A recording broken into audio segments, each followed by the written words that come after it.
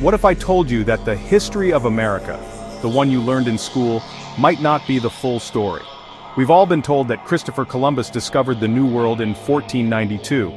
But, growing evidence suggests that long before Columbus, long before the Europeans, sailors from the Philippines may have already crossed the Pacific Ocean and reached the Americas. This isn't just a wild theory. There are clues buried in history, in archaeology, and even in language that point to ancient Filipino contact with the other side of the Pacific.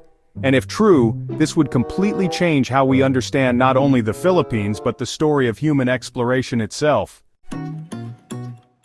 Let's start with the ocean. The Pacific may look endless, but for thousands of years it was a highway, and the people of the Philippines were some of its most skilled navigators.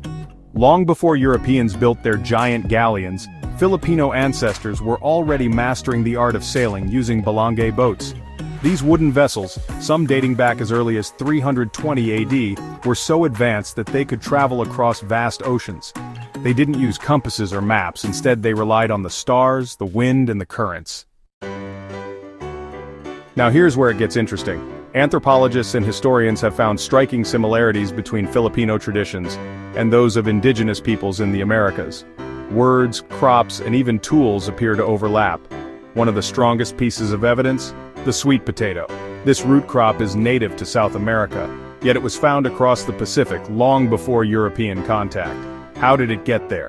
Many experts now believe it was carried by Austronesian sailors, the ancestors of Filipinos, who made contact with the Americas centuries earlier.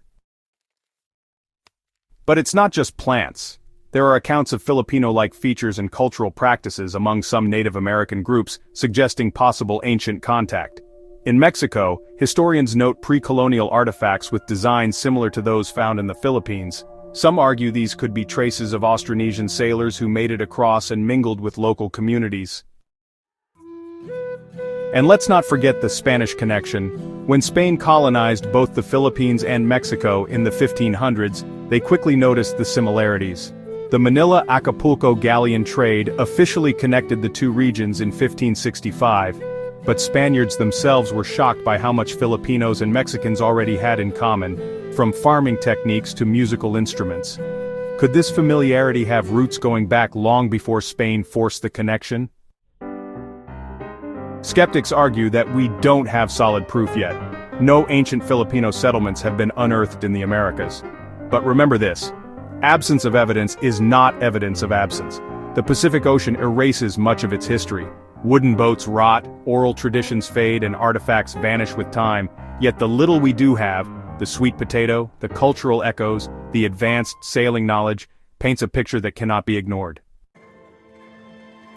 So what does this mean for the Philippines? It means that Filipino ancestors weren't just islanders. They were explorers, voyagers, and risk-takers. They may have stood on American soil long before Columbus ever set sail. And if that's true, then the Philippines deserves recognition as one of the first great maritime civilizations to bridge continents. Think about how different history would look if this story were widely accepted. The idea that discovery came from the West would collapse. Instead, we'd see Filipinos and other Pacific peoples as the true pioneers, capable of feats that even Europe couldn't imagine at the time. This is the Untold Story, a story that challenges everything we thought we knew about discovery, exploration, and who really got to America first. Maybe Columbus didn't discover a new world at all. Maybe Filipinos had already been there, and left behind clues waiting for us to uncover, and maybe, just maybe, it's time to give them credit.